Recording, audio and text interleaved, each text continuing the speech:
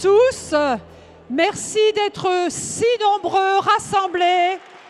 Aujourd'hui, c'est le socle, le bloc central.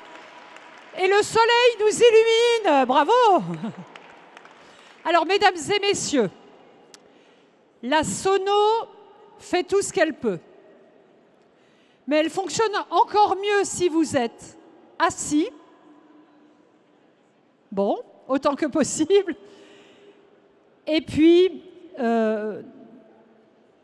nous attendons de grandes personnalités ici à la Cité du Cinéma pour une journée de rencontres, d'échanges et d'amitié. Il y a 10 jours, nous étions réunis pour un sommet européen de la démocratie pour défendre nos valeurs, mais nous allons en parler tous ensemble et je vous propose d'applaudir notre président Gabriel Attal, le Premier ministre François Bayrou, le président de l'Union centriste Hervé Marseille, notre ministre de la Justice, ancien ministre de l'Intérieur Gérald Darmanin, notre ancien Premier ministre Édouard Philippe.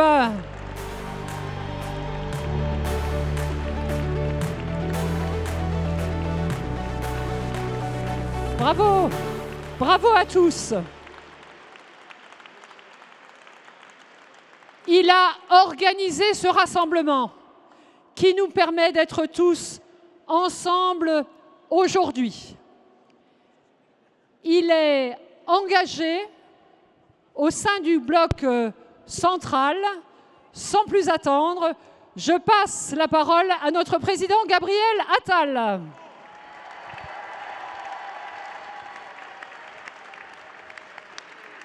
Merci, chère Fabienne. Merci, chère Fabienne. Merci, cher François. Merci, cher Édouard. Merci, cher Hervé. Merci, cher Gérald. Je crois que Yael va nous rejoindre également sur scène. Elle est là. Viens, Yael.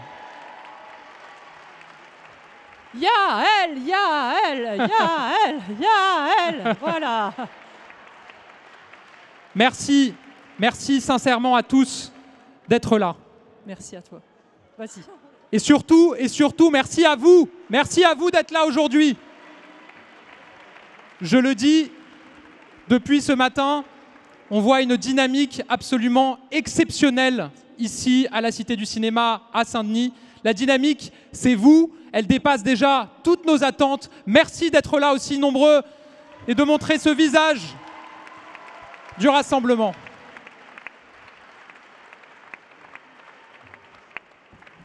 Chers amis, quand on a fait le choix d'organiser cet événement Renaissance il y a quelques mois, la première chose à laquelle j'ai pensé, et la première chose que j'ai souhaité, c'est qu'il puisse y avoir ce moment de rassemblement entre nous ici sur cette scène. C'est très important qu'on soit rassemblés sur cette scène aujourd'hui parce que ces 8 dernières années, nous avons gouverné la France ensemble. Parce que nous nous sommes engagés en 2017 par choix. Derrière le choix d'un homme qui a fait le choix de briser les clivages partisans, de briser tous les carcans, de croire au dépassement politique au service de valeurs, cet homme, je veux lui rendre hommage avec vous ce matin. Vous l'avez compris, c'est notre président de la République, Emmanuel Macron.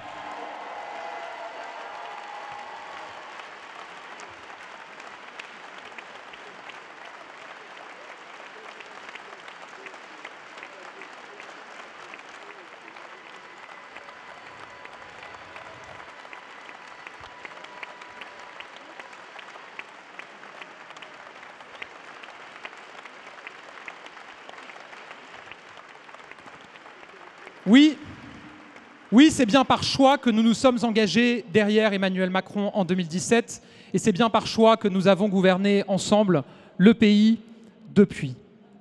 Et je le dis ici, la nouvelle configuration politique dans laquelle nous sommes, elle pourrait nous diviser, elle pourrait nous séparer. Beaucoup font d'ailleurs le pari de cette division, voudraient nous opposer les uns aux autres. Et pourtant, nous sommes rassemblés aujourd'hui sur cette scène. Le message que je veux passer aujourd'hui, c'est que nous croyons au rassemblement et à l'unité. Nous croyons au rassemblement et à l'unité, mais je veux le dire ici, ce rassemblement et cette unité, elle ne doit pas se faire seulement par devoir, il faut qu'on continue à le faire par choix. Par choix. Parce que nous défendons les mêmes valeurs. Et tout dans le monde et dans le pays aujourd'hui, je crois, nous ramène à ces valeurs qui sont absolument essentielles pour nous.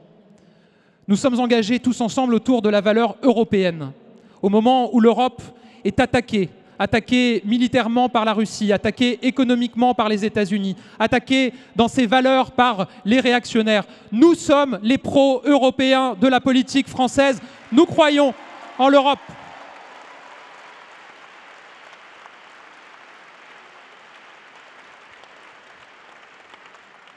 Notre valeur, c'est aussi l'émancipation. L'émancipation par l'école, l'émancipation par le travail. À un moment où on le voit, la classe moyenne doute. Elle fait plus que douter. La classe moyenne est en colère face au travail qui ne paye pas assez, au travail qui ne laisse pas suffisamment de place à l'autonomie des individus. Nous continuerons à défendre la valeur du travail, la valeur du mérite, la valeur de l'émancipation de chacune et de chacun. Et une autre valeur que nous défendons ensemble, c'est la moralisation de la vie politique. Moi, je n'oublie pas que si nous nous sommes engagés derrière le président de la République, c'est parce que nous défendons la moralisation de la vie politique, parce que nous défendons nos institutions. Et un des premiers actes, je me souviens du premier gouvernement, ça a été cette loi sur la moralisation de la vie politique que tu as portée, François, en tant que ministre, avec Gérald, sous l'autorité d'Édouard Philippe, qui était Premier ministre, que nous avons défendu avec Yael au Parlement, avec Hervé, évidemment. Gardons intact cet attachement à la moralisation de la vie politique et à nos institutions au moment où elles sont contestées par l'extrême droite, qui se réunit aujourd'hui pour attaquer nos juges, attaquer nos institutions. Oui, cette valeur de défense de nos institutions, de notre État de droit, malheureusement, elle devient singulière dans le débat public. Et nous ici, nous ne disqualifierons jamais une décision de justice. Nous ne dirons jamais qu'il y a des juges rouges, des juges blancs, des juges autres, surtout dans un moment comme on traverse aujourd'hui, où tout est contesté. Chers amis, nous sommes ensemble et nous avons vocation à rester ensemble parce que nous défendons les valeurs de la République. Oui, nous défendons les valeurs de la République face aux outrances de la France insoumise qui sème le communautarisme, l'islamisme, l'antisémitisme. Nous continuerons à les défendre, chevillés au corps, comme nous les défendons face à l'extrême droite qui propage la stigmatisation et la haine. Mais mes chers amis, et je terminerai par là, nous défendons ces valeurs et nous faisons bloc. Nous faisons bloc face aux extrêmes. On nous a qualifiés, et on a accepté d'ailleurs cela ces derniers mois ou ces dernières années, de bloc central. Oui, nous assumons d'être un bloc central, mais je le dis ici, ne nous contentons pas d'être un bloc, ne nous contentons pas d'être une digue, ne nous contentons pas de résister. Repartons à la conquête. Redevenons une force d'attraction dans le débat public. Passons du bloc central à la dynamique totale. Pour les élections municipales, pour toutes les échéances qui suivront. Cette dynamique, nous allons la porter parce que nous croyons à l'humanisme, parce que nous croyons au travail, parce que nous croyons à l'autorité, parce que nous croyons au mérite, parce que nous croyons à l'écologie. Tous ensemble, nous allons porter cette dynamique. Merci à tous d'être là aujourd'hui. Bravo. Bravo et merci à notre Premier ministre et Président, cher Gabriel. Il a été maire de Meudon, il est président de l'Union centriste au Sénat, il est président de l'UDI. J'ai le plaisir de passer la parole à Hervé Marseille.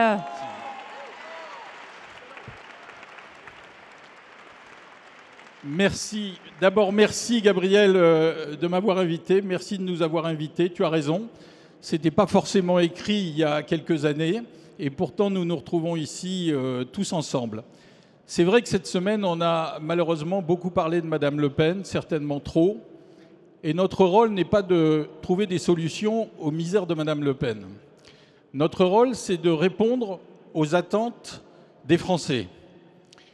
Madame Le Pen, elle a été condamnée par des juges indépendants à partir d'une loi que le législateur a votée. Le législateur a voté cette loi. Peut-être que cette loi est imparfaite, mais on ne change pas une loi uniquement pour des circonstances. Donc nous,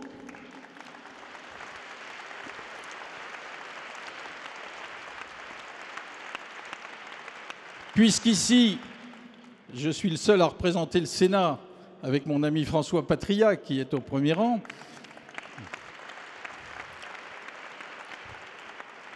jamais nous ne voterons des lois de circonstance. En revanche, il nous faut répondre, Gabriel vient de le dire, à l'attente des Français. Et les sujets sont nombreux. Le Premier ministre a parlé d'Himalaya. Après, il a parlé de plusieurs Himalayas, ce qui est quand même compliqué. Et donc, nous avons beaucoup à faire. Je crois que l'important, c'est effectivement de nous rassembler en Europe, comme vient de le dire Gabriel, parce que nous sommes des Européens convaincus, et on l'a montré il y a quelques mois derrière Valérie Hayer, qui a fait un magnifique combat.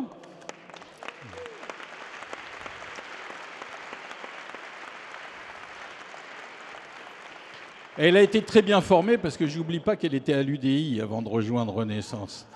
Et donc, l'Europe, c'est extrêmement important. C'est le plus grand des combats que nous allons avoir pour répondre au comportement de M. Trump et de son administration, qui vont nous coûter très cher. Ce qu'il fait va lui coûter cher, mais ça va commencer par nous coûter très cher à nous aussi. Donc nous devons dire à nos concitoyens également ce qui les attend, pour pas simplement les rassurer. Nous devons dire que dans ce pays, on ne travaille pas assez, qu'on ne peut pas décemment revenir à une retraite à 60 ou 62 ans. C'est impossible. Nous devons travailler plus. Et donc, nous avons des sujets extrêmement importants qui nous attendent. Et pour répondre à l'attente des Français, on va commencer par le faire au plus petit niveau, c'est-à-dire dans nos communes. Dans nos communes, c'est là où on peut travailler, c'est là où on aménage la ville, on fait du logement, on crée les modes de garde. Et nous avons un sujet dont on ne parle pas assez, qui est considérable, c'est la dénatalité.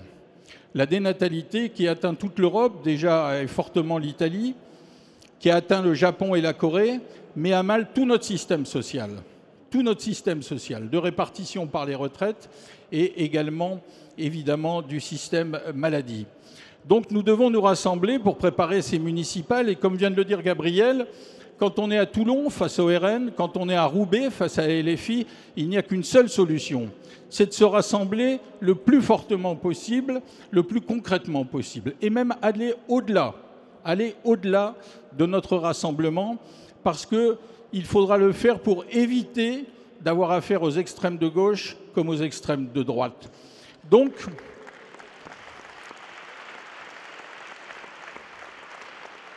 il est indispensable que nous nous réunissions et que ce qu'on appelle le bloc central déjà, mais aussi le socle, parce qu'il faut aller plus loin, est un pilotage et une organisation.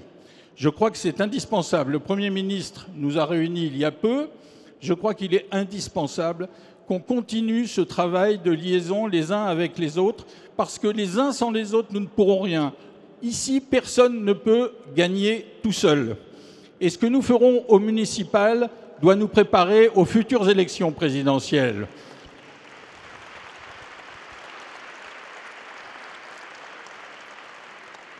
Le bloc central, nous, au Sénat, nous l'avons déjà organisé. Je sais qu'à l'Assemblée, c'est un peu plus compliqué, Madame la Présidente, mais avec un peu d'effort, on va quand même y arriver. Alors, je serais tenté de vous donner un slogan, mais il a déjà été utilisé. Ensemble, tout est possible. Alors, on ne va pas le reprendre, mais j'observe simplement qu'il a mené au succès. Donc, sans dire qu'ensemble, tout est possible, je dirais que collectivement, en donnant un sens collectif à notre action, en nous organisant mieux, en travaillant tous ensemble, certainement le succès sera au bout du chemin. Merci.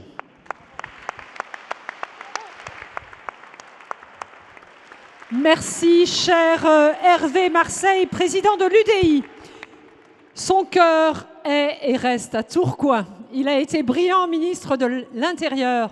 Il est désormais ministre de la Justice, au moment où celle-ci est dans la lumière. Je vous propose d'accueillir avec un tonnerre d'applaudissements Gérald Darmanin.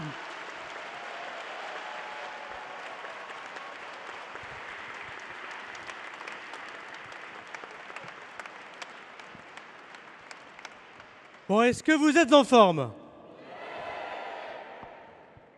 Bon, merci Gabriel de nous avoir invités. Il fait légèrement moins beau que dans le nord de la France. Il y a quand même des gens du nord ici. Nous sommes très heureux de nous retrouver aujourd'hui. Très heureux parce que la politique, c'est extrêmement joyeux. C'est extrêmement joyeux, malgré les critiques, malgré les attaques, malgré les difficultés. On change la vie des gens, on aime les gens, on aime notre pays, et on ne laissera à personne faire de la politique avec des grincheux, des gens qui disent du mal de notre pays, qui disent du mal des Français. Alors ça a été dit il y a quelques instants par mon ami Hervé, le plus important devant nous, ce sont les élections municipales.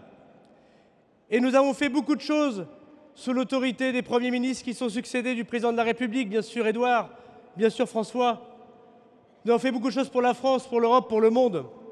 Mais nous avons une petite difficulté entre nous, nous le savons, c'est que nous n'avons pas su totalement incarner cette France des départements, cette France des communes, parce que nous n'avons pas été assez implantés localement. Alors je sais que c'est ce que veulent faire les partis politiques aujourd'hui, préparer ensemble les élections municipales, qui est la plus belle des élections.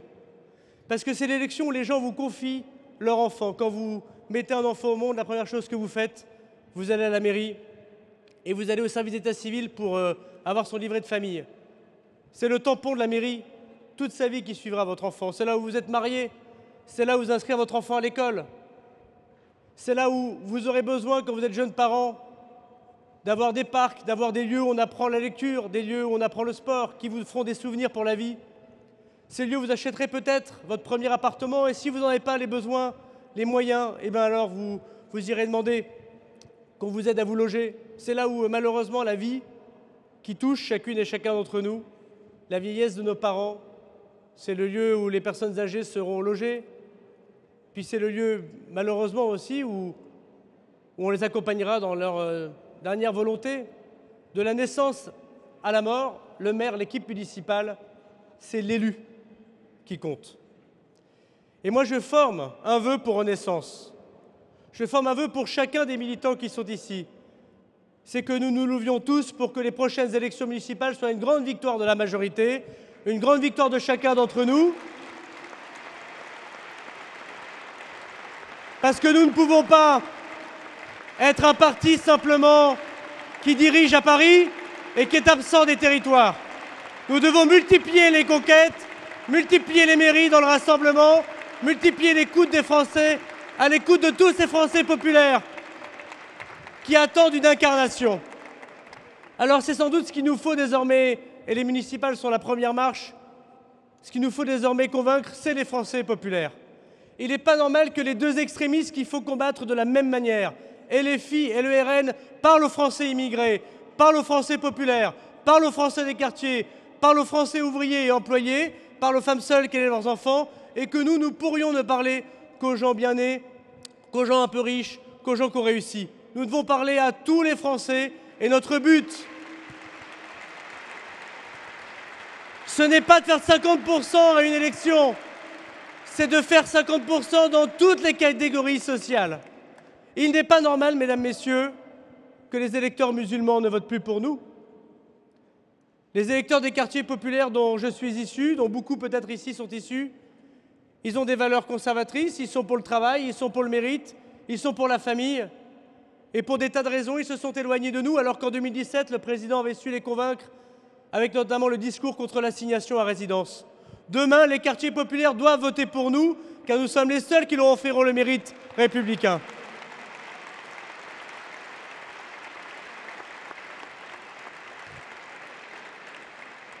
Il n'est pas normal que tous les employés, tous les ouvriers, une grande partie d'entre eux en tout cas, partent désormais au Rassemblement national. Madame Le Pen, elle parle à des gens qui font moins de 1 000 euros par mois en disant « je ne touche pas au RSA, je ne touche pas au chômage, je ne touche pas à la retraite, je ne touche pas à l'assistanat ». Et de l'autre côté, elle parle aux gens de plus de 1 000 euros par mois en disant « oh là là, tous ces profiteurs qui prennent votre impôt, regardez à quel point on changera tout ». Elle ment économiquement et socialement aux Français. Nous devons dire à ceux qui travaillent que nous sommes le parti du travail.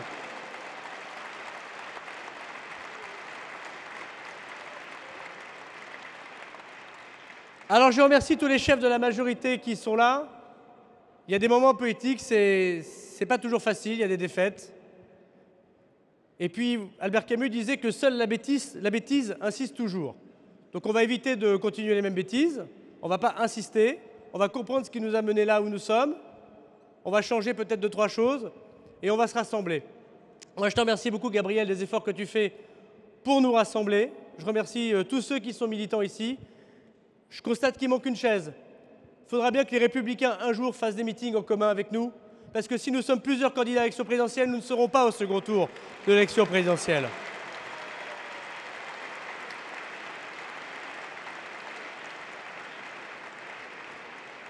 Donc personnellement, je dis aussi à Laurent Wauquiez, je dis aussi à Bruno Retailleau que leur place est parmi nous. On leur laisse terminer leur campagne interne. Demain, on travaillera à un projet commun, on aura des différences, on les fera valoir. Et on n'aura qu'une candidate ou qu'un candidat, et on gagnera l'élection présidentielle pour le peuple français.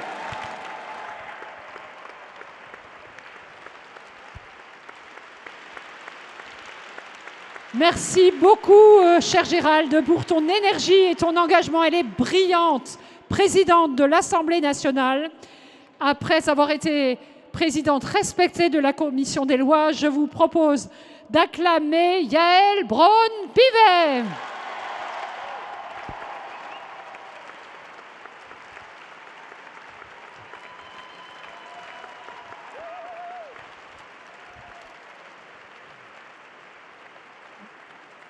Merci beaucoup. Ça fait chaud au cœur et ça fait un immense plaisir de vous voir tous réunis. Gérald a parlé des gens du Nord, mais est-ce que l'Île-de-France est bien représentée ici aujourd'hui? Et je vais tricher un peu parce que, comme vous le savez, je suis lorraine aussi. Alors, est-ce que le Grand Est est là? Bon, écoutez, c'est absolument formidable de vous voir tous réunis ici. Comme vous le savez, notre engagement, je crois, à tous est né en 2016. Moi, j'étais une militante, comme vous. Je ne me suis pas engagée pour devenir députée. Je me suis encore moins engagée pour devenir présidente de l'Assemblée nationale.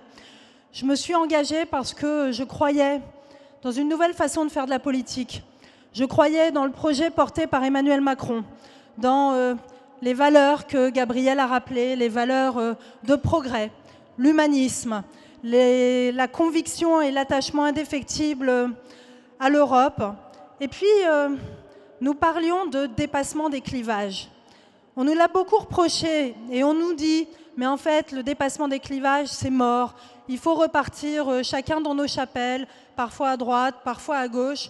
Et la force centrale que vous représentez, en fait, elle n'est plus rien. » Eh bien, je peux vous dire que quand je vous vois, quand je vous entends, je ne dirai jamais que cette force centrale, elle n'est plus rien. Et au contraire, cette force centrale, elle est absolument incroyable et elle est là devant nous aujourd'hui. Faites du bruit!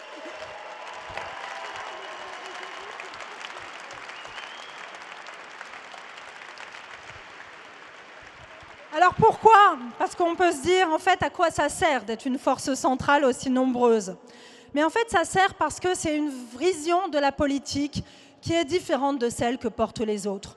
Nous ne croyons pas à la radicalité et aux extrêmes. Et je peux vous voir que moi, à l'Assemblée nationale, je les vois tous les jours. J'ai plus de 200 députés à l'extrême droite, à l'extrême gauche, qui ne pensent qu'à une chose, dresser les Français les uns contre les autres, opposer la société entre elles, stigmatiser une partie de la population qui ne leur conviendrait pas parce qu'elle n'est pas comme eux, parce qu'elle ne vient pas de là où ils viennent, parce qu'elle n'a pas la même croyance qu'eux. Et ça n'est pas possible, ça n'est pas la vision de la société que nous avons.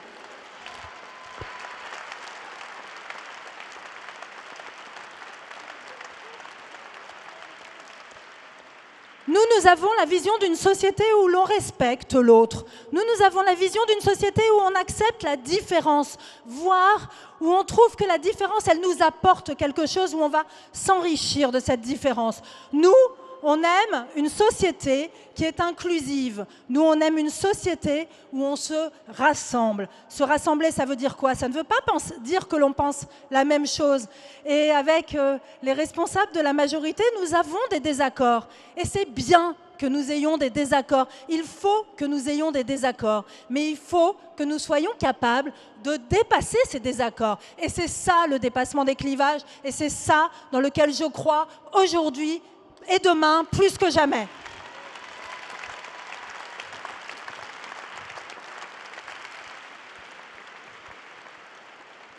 Alors, à la tête de l'Assemblée nationale, moi, j'essaye tous les jours de faire en sorte que les forces politiques dialoguent. J'essaye tous les jours qu'elles se respectent, et vous savez que ça n'est pas tous les jours gagné.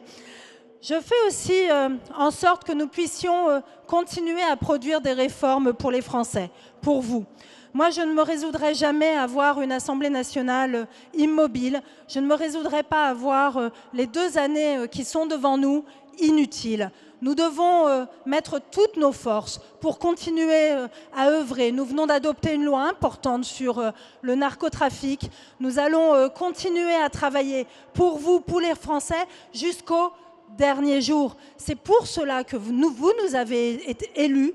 Un mandat, c'est 5 ans. Un mandat, c'est pas 2 ans, c'est pas 3 ans, c'est pas 4 ans, c'est 5 ans. Et donc, vous pouvez compter sur moi, sur vous, sur nous, pour travailler jusqu'au bout, dans votre intérêt, et pouvoir continuer à montrer que cette force centrale, elle est au centre du jeu, qu'elle continuera à réformer jusqu'au bout et à porter le projet du président de la République jusqu'à son terme. Merci à tous et vous pouvez compter sur moi.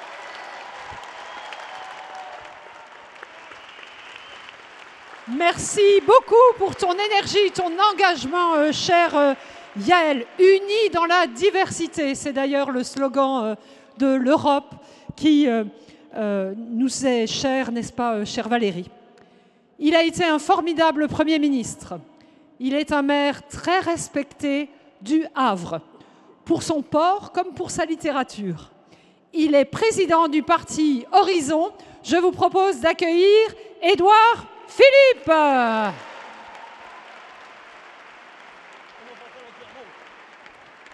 Bonjour à tous. Bonjour à tous, merci. Merci de m'accueillir. Merci de m'accueillir ici. Merci Gabriel de m'avoir invité. Merci à tous d'être si nombreux présents. J'ai compris que l'essentiel de la salle était normande, donc je me réjouis beaucoup. Mais évidemment qu'ils sont là, les Normands sont partout. Mes amis, la politique, au fond, c'est beaucoup de choses. C'est beaucoup de discussions, c'est beaucoup d'enthousiasme, c'est beaucoup de confrontations, c'est beaucoup d'engagement. Mais à la fin de la fin, que ce soit dans une mairie ou au niveau national, la politique peut se résumer, je crois, à 2 choses assez simples. Une base large et un projet clair. Une base large parce que pour espérer prévaloir, il faut réussir, chacun l'a dit avant moi et je m'en réjouis, à rassembler le plus largement possible. Et si, depuis 2017, nous avons ensemble, sous l'autorité du président de la République, essayé de conduire des réformes ambitieuses, essayé d'affronter des mouvements ou des événements redoutablement délicats à gérer, nous l'avons fait à partir d'un rassemblement. Ce rassemblement, qui se manifeste aussi aujourd'hui physiquement sur cette estrade et dans cette salle, il est fort, mais il doit encore être agrandi. Nous ne pourrons prévaloir qu'avec une base plus large. Le bloc central, comme il est parfois désigné, a vocation à devenir un bloc républicain et démocrate, qui, parce qu'il croit à l'Europe, parce qu'il sait combien l'État est important, parce qu'il assume l'économie de marché, parce qu'il considère que la solidarité en France, ça compte, dessine un espace politique avec des gens qui n'auront pas nécessairement envie d'être dans la même formation politique, mais qui partagent suffisamment de convictions ensemble pour créer l'espace politique sur lequel il est possible de construire. Une base large et un projet clair. Lorsque Gérald à Tourcoing,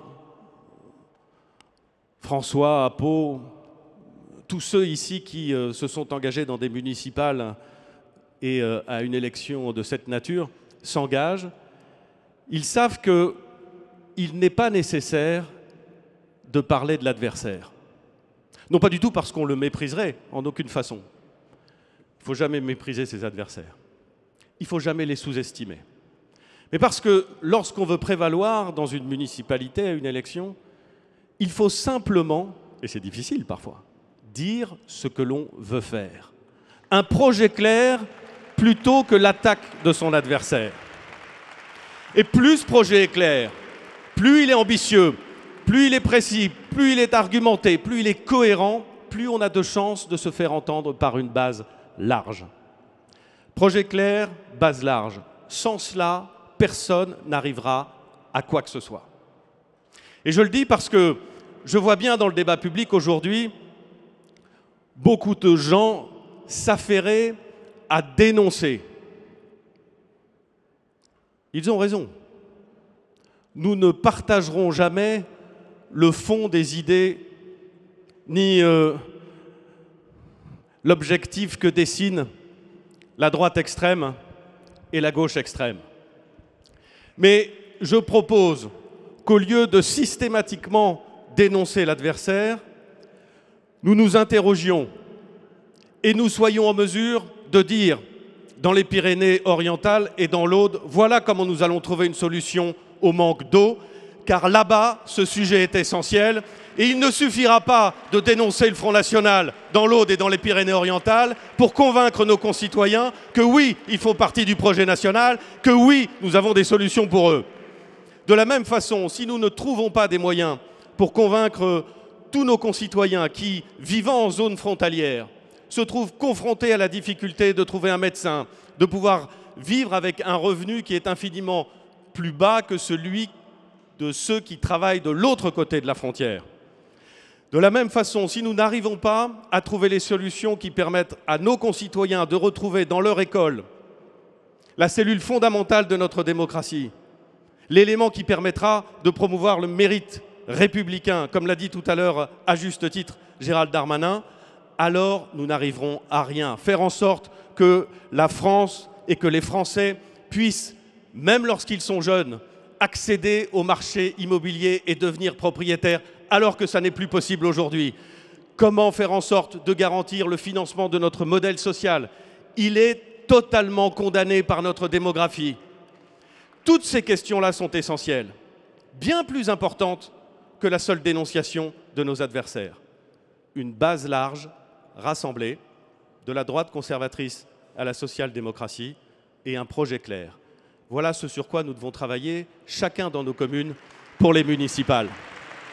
Et voilà ce que nous devrons construire ensemble dans ce bloc républicain et démocrate que j'appelle de mes vœux, après les municipales, pour viser la présidentielle. Mesdames et messieurs, merci de votre attention.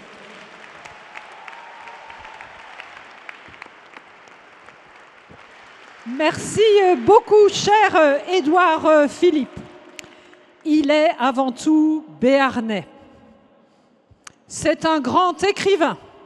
C'est un centriste de toujours et un grand Européen. Je vous propose d'accueillir chaleureusement François Bayrou.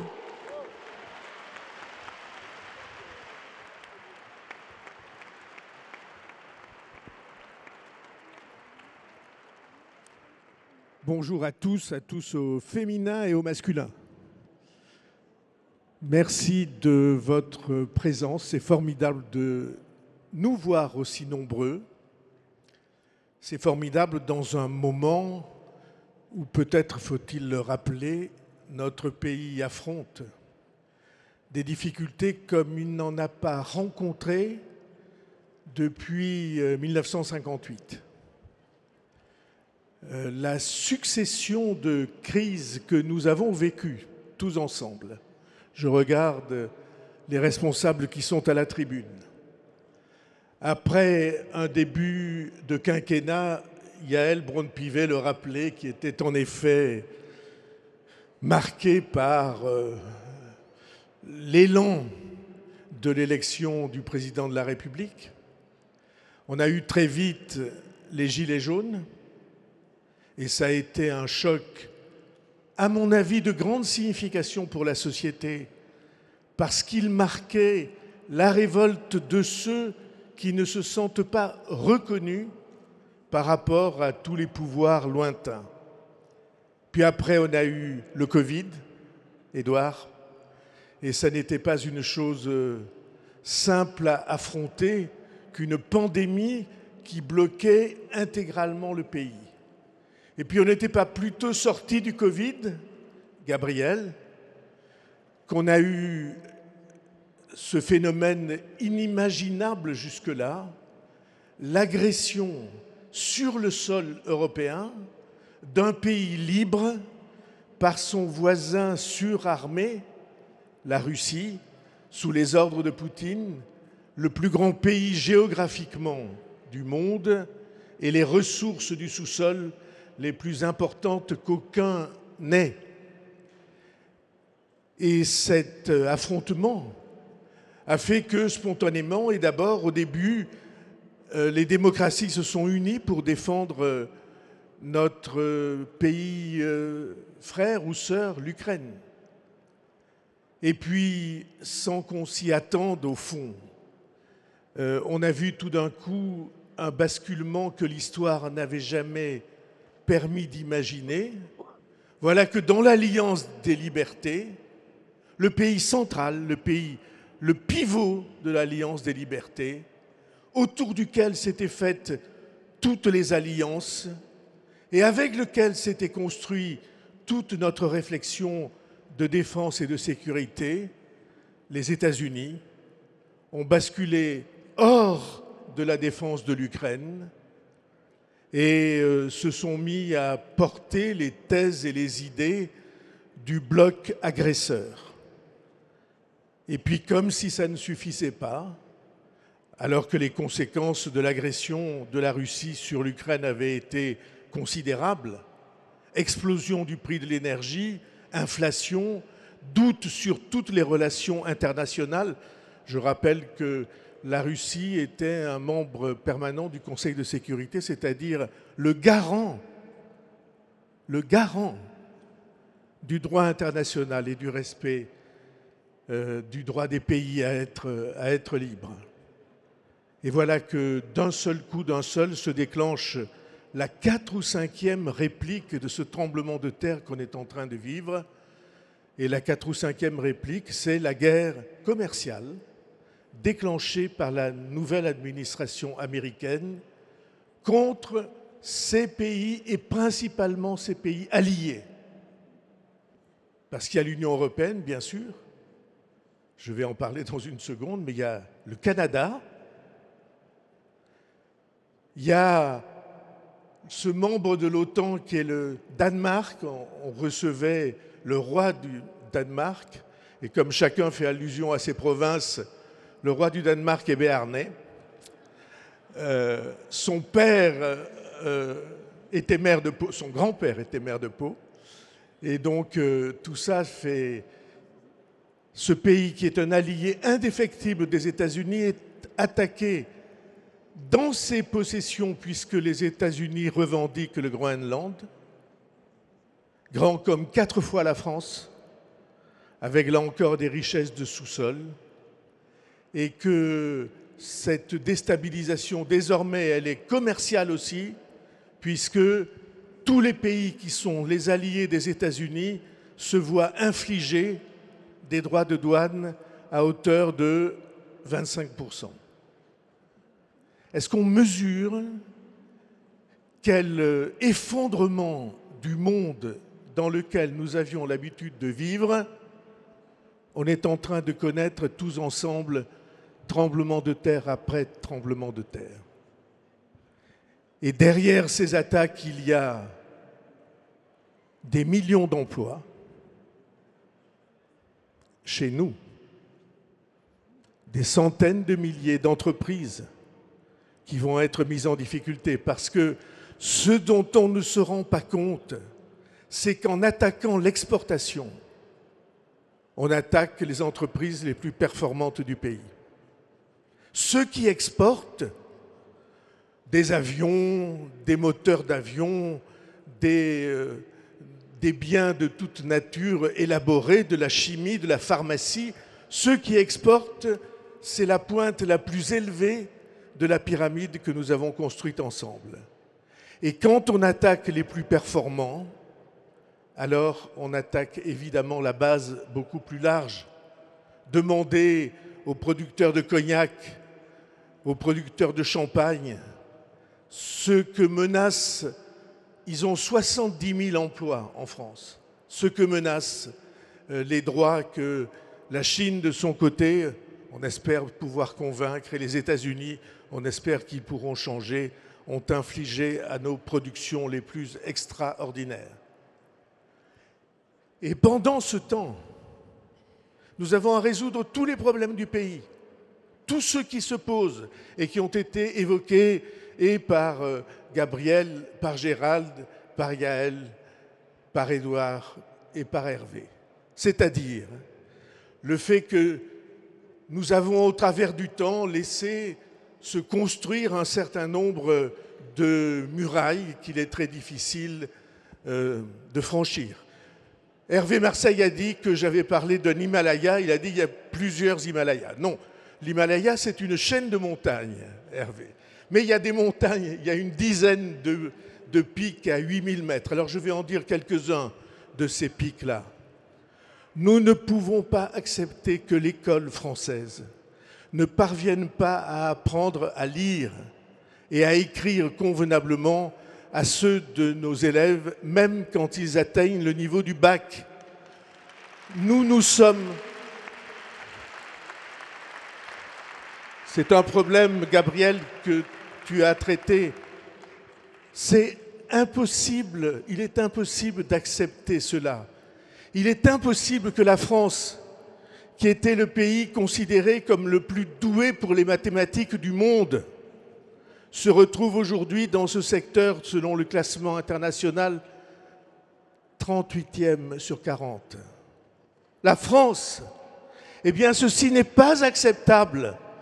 Et toutes les crises que nous avons vécues ne peuvent pas nous détourner d'avoir à rebâtir l'essentiel. Je commence par l'école, je continue par la santé.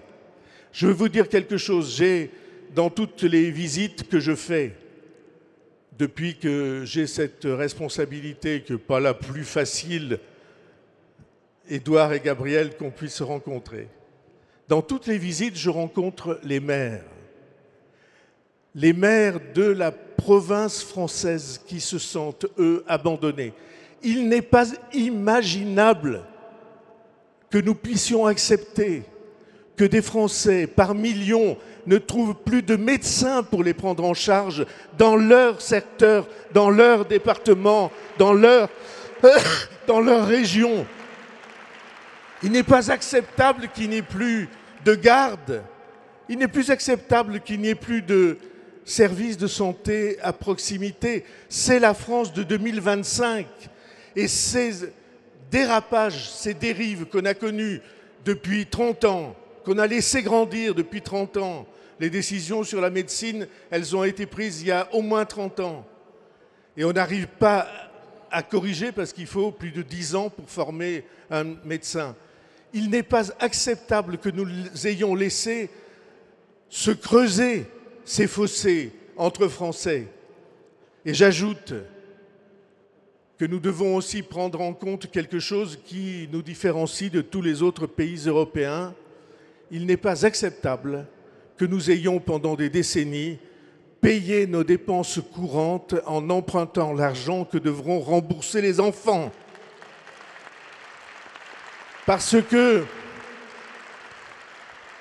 notre abandon devant des nécessités qui sont celles de toutes les familles, avec une différence. Quand les familles ont trop de dettes, les enfants peuvent refuser l'héritage. Dans un pays, dans une nation, vous ne pouvez pas refuser l'héritage. Vous êtes obligé de le prendre en charge. Et je vous le dis, nous ne pouvons pas faire comme si nous avions un bandeau sur les yeux et que nous ne savions pas que cette accumulation de dettes que nous avons acceptée au cours des 30 dernières années, Dieu sait que j'ai, dans des temps plus anciens, essayé d'en faire prendre conscience à la nation, cette accumulation de dettes, nous devons aussi avoir un plan pour en sortir, prendre le temps nécessaire, mais faire que nos enfants soient préservés de l'impéritie, du laxisme que nous avons accepté pendant longtemps. Un pays qui se tient, c'est un pays dont les finances sont en ordre et qui ne surcharge pas ses enfants pour prendre en charge la vie de ceux qui sont actuellement aux responsabilités. Un dernier mot. Dans ce monde-là, que serions-nous si l'Europe n'était pas là? Face à Trump, quelle réponse pourrions-nous trouver seuls dans notre hexagone? Face aux droits de douane et face aux menaces militaires, quelle réponse qui nous isolerait? Mes chers amis, il n'y en a aucune si l'Union européenne n'existe pas. Et nous ne nous étions pas trompés dans le soutien que nous avons apporté à Emmanuel Macron en 2017. Ce soutien, il était fondé sur l'idée que, oui, enfin, on allait être des Européens déterminés, volontaires et fiers des choix que nous avons faits.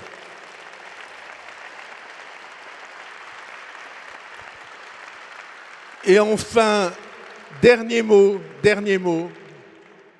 ces difficultés sont telles, ces enjeux sont si impressionnants, notre devoir est si exigeant qu'il n'y a aucune manière de le remplir si nous ne savons pas saisir la chance et créer les conditions de l'unité entre nous. Je suis d'accord avec ce qui a été dit par ceux qui se sont exprimés avant moi. Il y a, je ne sais pas si c'est un bloc, je ne sais pas si c'est un ensemble, je ne sais pas si c'est un orchestre symphonique.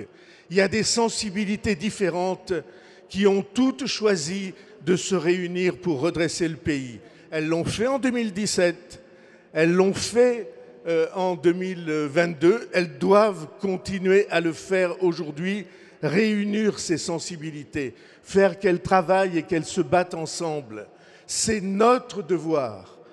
Elles ont en commun beaucoup plus que toutes les autres et que les extrêmes qu'on a évoqués. Elles ont en tout cas une chose en commun, un secret, c'est qu'elles choisissent de pouvoir parler et travailler avec d'autres, même s'ils ne sont pas exactement du même avis que vous. Que veulent les extrêmes? Travailler avec les extrêmes.